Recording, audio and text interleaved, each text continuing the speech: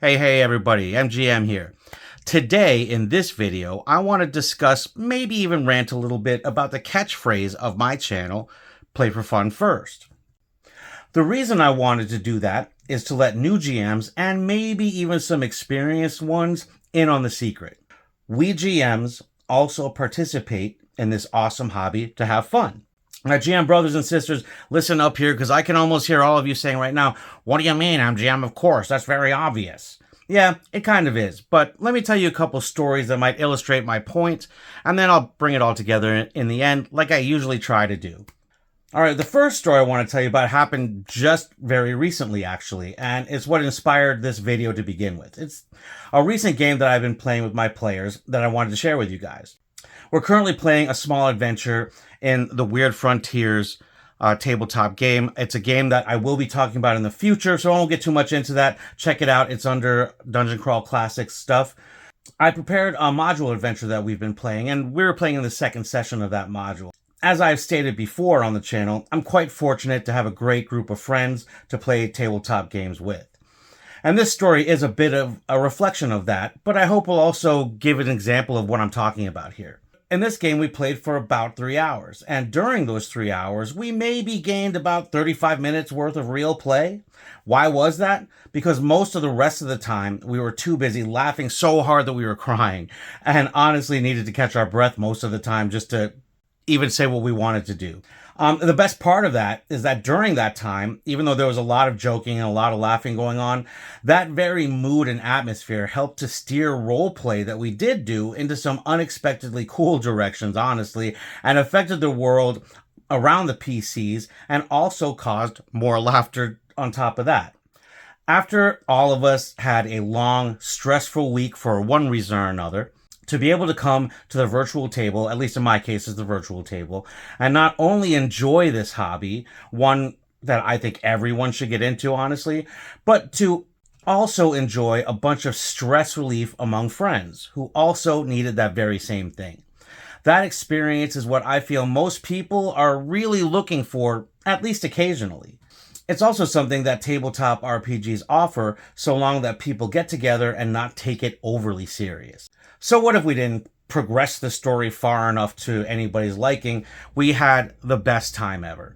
And I think that's really the core of everything I'm saying here. Having fun, having a good time with your friends, and getting rid of that stress of life is one of the reasons why I love tabletop games so much and want to pass it on to other people. Going into a world of just having some fun and just letting it all out is more therapeutic than you could possibly understand if you haven't done it before. And if you have, you totally get what I'm saying. I think that story illustrates that really well. But let me tell you another story that has a slightly different point, but in the same vein. And this is a story that happened a few years ago now, and it's during a game that my wife and my stepson played in my homebrew world, along with the rest of the group. Now, I don't remember how it all started really, but almond milk became a thing that my stepson really kind of latched onto. And he ended up making everybody laugh pretty good with some pretty funny stuff that he came with off the fly. And it happened so much so and made everybody laugh so hard that almond milk based alcohols and baked goods have now become very, very popular in my homebrew world, to the point that there's support industries for the numerous almond-based products being made in that world. And it all really came from just a few good jokes that made everyone laugh and engage with each other and the game a little bit more. The thing that both of these stories have in common is that there are examples of times when going off script of a game and just letting fun happen was actually the best idea, because the game world itself was affected and changed because of the players. I didn't try to stop it either time, and in fact, I engaged just as much as the players and had just as much fun with what was going on. I know that's weird to some people out there, but believe me, it's true. GMs can also have fun with the players during a game, and in fact, I highly encourage that on my channel.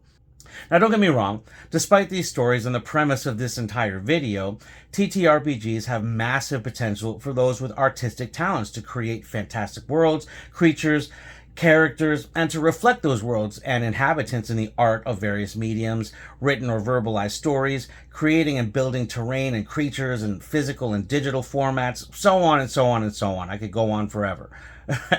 But at the end, the artistic potential is certainly there, and those who enter into that creative space should be given credit. I say that because I don't want to be overly dismissive here.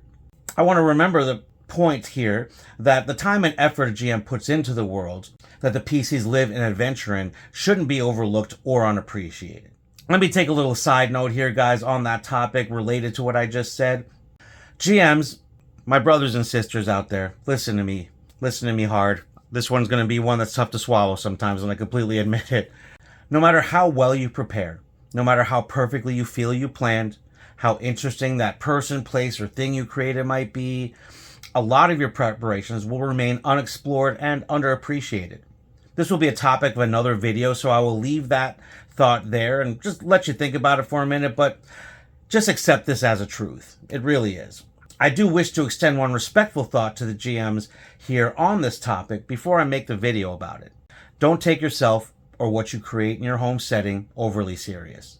You can't predict what players will do, and forcing them to do something ruins the fun for everybody, really. Also, I humbly further suggest to my GMs out there that don't already do this, stay open-minded and let the players do what they will. I mean, even in grim, dark settings, you can still have fun.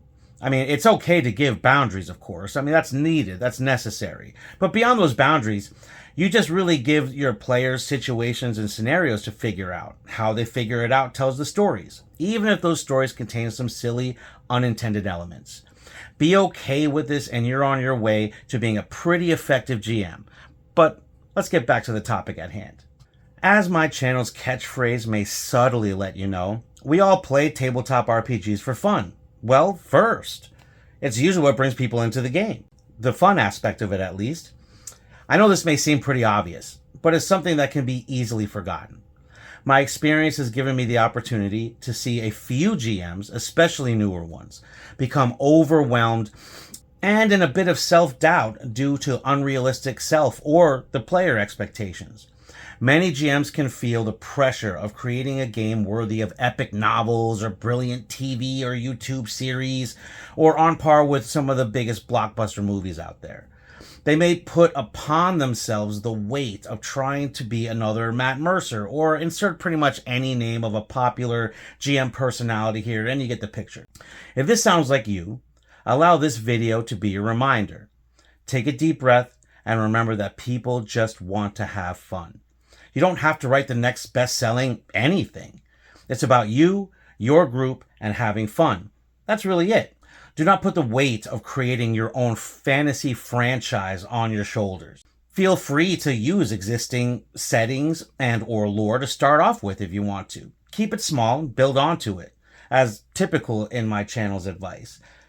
Take adventure, story, and world-building ideas from books, movies, TV series, comics, whatever you find something that interests you and inspires you.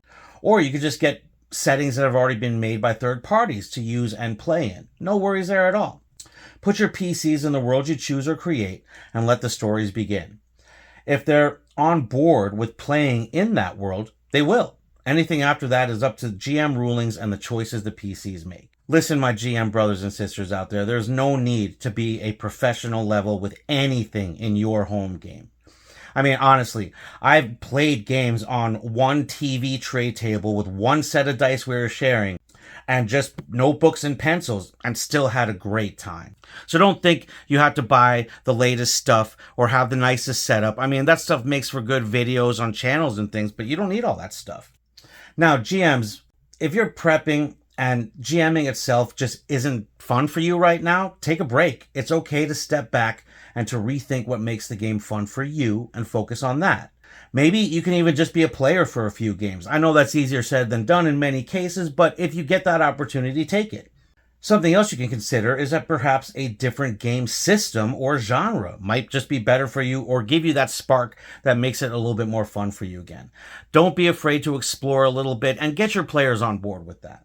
Once more, as I stated before, you can always look to third-party supplements, roll tables, pre-made settings, adventure modules, and whatever other supplement you need to make prep easier and be sure you're having fun running the game.